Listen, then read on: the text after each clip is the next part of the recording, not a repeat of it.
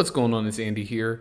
With James Gunn teasing a new Wonder Woman movie in the DCU, we've got to figure out one thing: her rogues gallery. What is Wonder Woman's rogues gallery going to look like?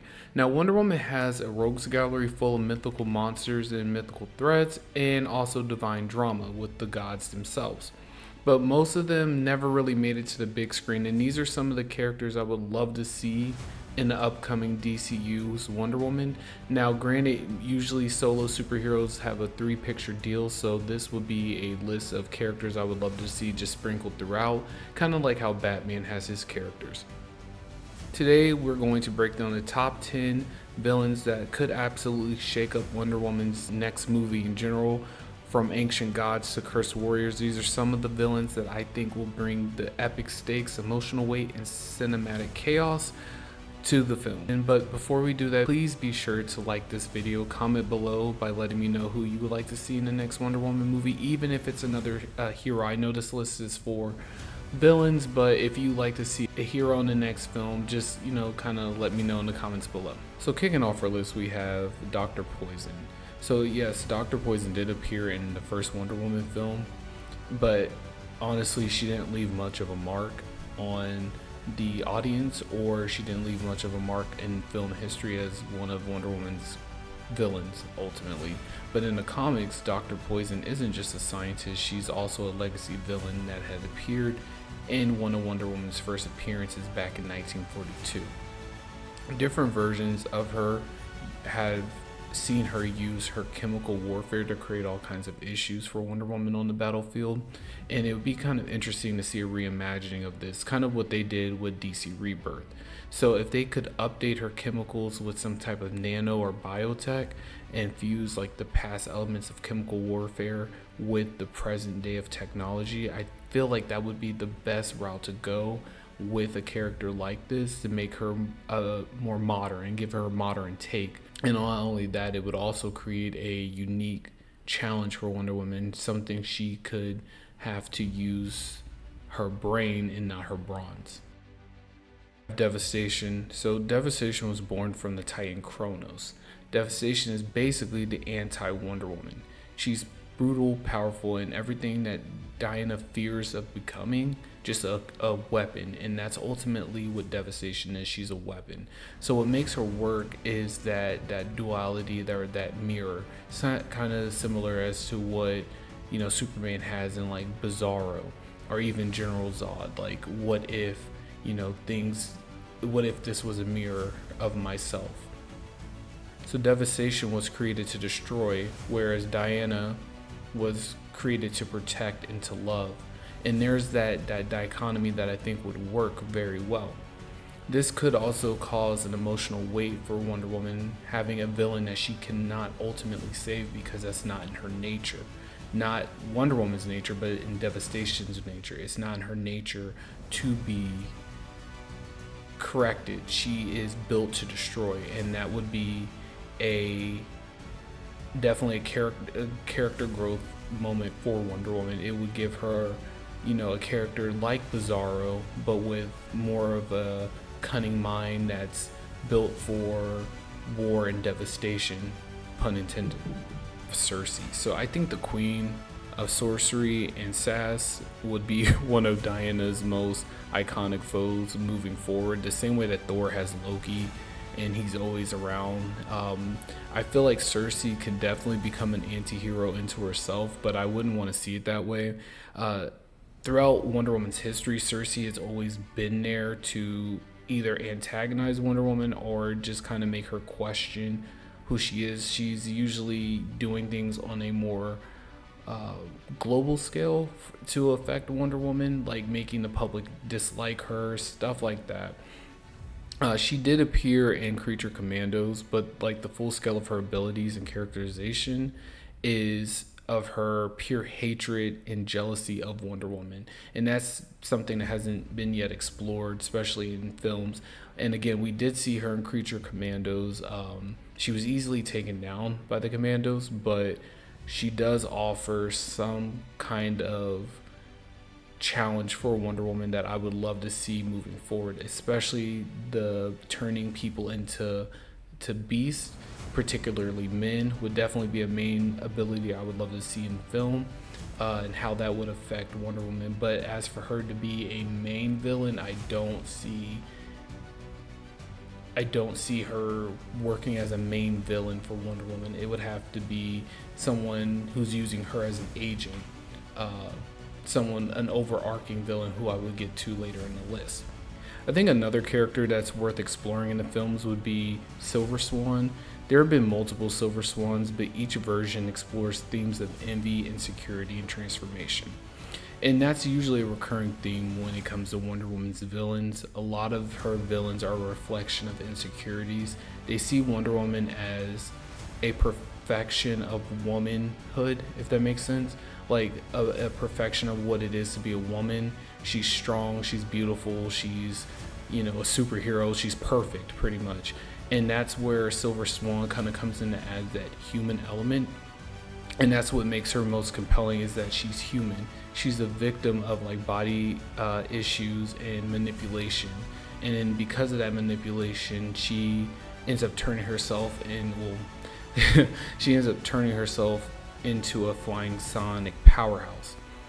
Because of this, it makes her story a little tragic, relatable, and again, it mirrors Wonder Woman's idealisms, and that's something that James Gunn is really good at doing, and that's having us sympathize or understand the outcast. And I think that would be something that would really bring eyes into a Wonder Woman film, like eyes of sympathy for the villain. I've always liked Giganta, and Giganta has always been a character that I feel like always has appeared in every Wonder Woman animated iteration, from Super Friends to Justice League to Justice League Unlimited. So basically, to deal with Giganta, she grows, she smashes, she's a character that can literally grow in size, and with the size increases her strength. So she's not really just a one note bruiser, but in modern stories, she's more of a complex figure, even sometimes sympathetic. And that's another thing with Wonder Woman's villains, is that much like Batman's villains, these villains that Wonder Woman have are very sympathetic. Like, they're not just villains for the sake of being villains. There's something wrong with them mentally or emotionally, and that's what gives Wonder Woman more gravity when she's encountering them, because Wonder Woman is supposed to purify, not just with her words but also with her lasso. Like, so with Giganta, she has a strong backstory, or maybe even James Gunn could give her a strong backstory. Being the archaeologist cursed by an ancient artifact, she becomes a giant-sized threat with a giant-sized heartache. Maybe she's looking for something that her father couldn't find or she couldn't find. But it's something interesting to see. I would love to see Giganta do more, and seeing what we've seen with like Ant-Man and like Giant Man, or Ant-Man turning into Giant Man. It'd be kind of cool to see that happen for Giganta. And I know James Gunn loves giant scale threats, and I think Wonder Woman would be perfect to fight Giganta. Now, looking at some other characters, I like to look at like some of Wonder Woman's male characters that she has as villains. We have Dr. Psycho, who we've seen in the Harley Quinn animated series. He's that misogynistic villain that is kind of one note. There's really no depth with him. He got more of a backstory in Harley Quinn animated series, and I'm sure there's some comics out there where they kind of explore his mind a little bit more. But the way I want to look at the villains is looking at villains that kind of match Wonder Woman's strength. So I feel like the female villains give Wonder Woman more of an emotional challenge, whereas the male characters can give Wonder Woman more of a physical challenge. Throughout Wonder Woman's history, there's always been a kind of like a back and forth, like, is she to love or is she to fight? Like, there's always been that duality, like which is which, where you can't really have a caring, loving Wonder Woman but also have the warrior that will cut anything down with her sword. Me personally, I would love to see a Wonder Woman that's more warrior based, with hints of compassion in there, but making her more relatable to the male audience as well. You know, even though she is a feminist icon, it would be interesting to see her appeal to the male gaze as well, not in a sexual way, but in a appealing way that they're like, I like Wonder Woman without feeling like they're a goon. So there's a villain that I think would work really well with Wonder Woman, and that's Firstborn. So looking at male villains in this entry, a forgotten child of Zeus, raised by beasts and destined to conquer Olympus, the Firstborn is a savage and ruthless villain, and he could bring that gritty, dark fantasy vibe into Wonder Woman's world if they go the mythological angle. Like, picture a final battle in Themyscira with the gods watching, you know, as Wonder Woman and her sisters, even her mother, Queen Hippolyta, try to stop the Firstborn, with there being other gods in the mix as well. Like, we know that the Amazons have good relationships with Hera and Aphrodite and Hermes. It'd be interesting to see them all fight there. And for the love of all that's canonical, I do not like the New 52 version of Wonder Woman. I don't like her being the daughter of Zeus. I think that she worked better when she was created from sand with different attributes donated to her from the gods. It gave her more of a challenge, like it made her more grounded, I would say, as a character, not being a god. Another villain I want to look at is Dr. Cyber. So Dr. Cyber is an interesting one. There's a lot of Wonder Woman characters with the name Doctors, so I would definitely probably change it up. There's Dr. Poison, Dr. Psycho, and now Dr. Cyber. But Dr. Cyber is enhanced with, of course, cybernetic enhancements ultimately, who was once a friend of Wonder Woman's. He's pretty much something that, again, a challenge to Wonder Woman's emotional side. Once friends, now enemies. How does that affect Wonder Woman? And I think that the idea of giving her some type of high-tech gear would also make her a challenge as well. And it'll definitely heighten the emotional stakes that the film could actually go into. But with that being said, a lot of these villains I don't think could work as like one-off villains, or, you know, I feel like they would always have to have somebody that's bigger than them in the background, and that's what leads me into Veronica Cale. Now, Veronica Cale is not a villain in the sense of she has powers and she's egotistical. Well, she is egotistical, but she has powers and she's some kind of monster. No, she's just a ruthless businesswoman that's always had a grudge against Wonder Woman. She's kind of the Lex Luthor of Wonder Woman's universe. She has a deep resentment towards Wonder Woman, who she feels doesn't deserve the high esteem that she has gotten as a feminist icon. And that is an interesting take because, you know, Wonder Woman is ultimately a superhero that speaks on behalf of rights of women and, you know, has a chair on the UN. How would that actually fare for a character like Veronica Cale, who is a businesswoman who has her own pharmaceutical company, who's a, you know, genius level intellect, who doesn't get that recognition? So I feel like if they do decide to use Veronica Cale as a background villain, her and Lex Luthor would definitely be a team that would bring some sort of, you know, trouble for the Justice League, and I think that would be an interesting take. Now, with Veronica Cale, she generally plots her plans against Wonder Woman by bringing in a lot of Wonder Woman's rogues gallery. There are times where she's brought in Cheetah, Cersei, and Dr. Psycho. And, you know, Rebirth, DC Rebirth, she has brought in Dr. Poison. So she does do the whole Legion of Doom kind of team. That would be interesting to see.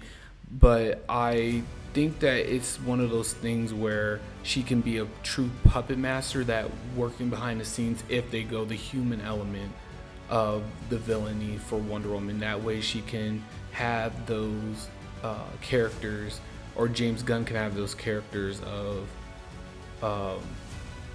Dr. Poison and you know, Silver Swan. That would be interesting.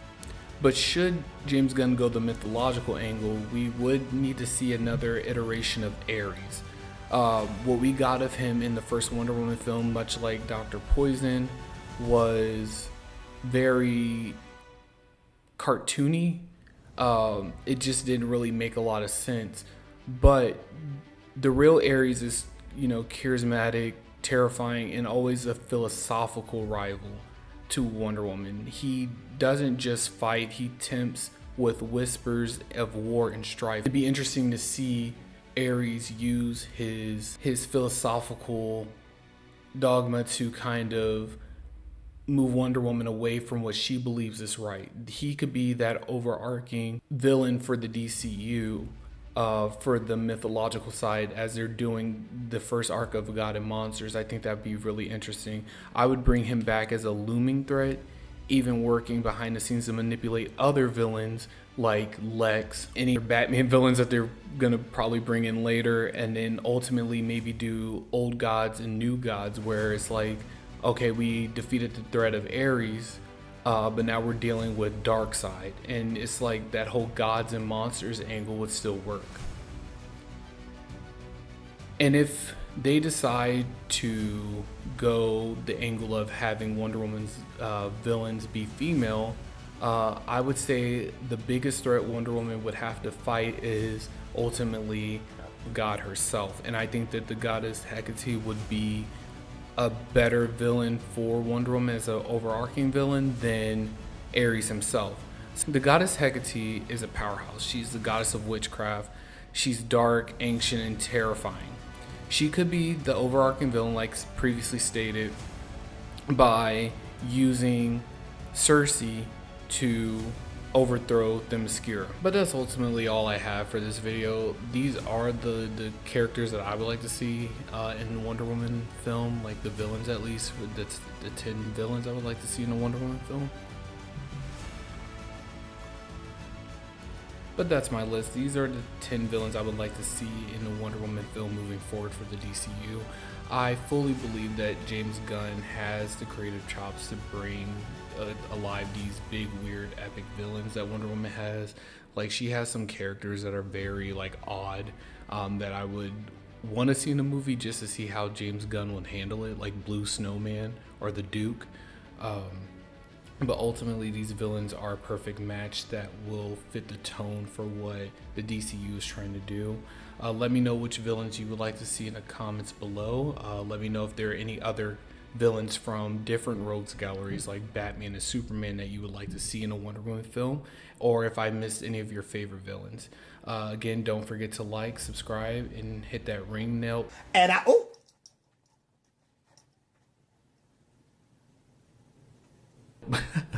Ring that bell so that way you don't miss another video. Take care.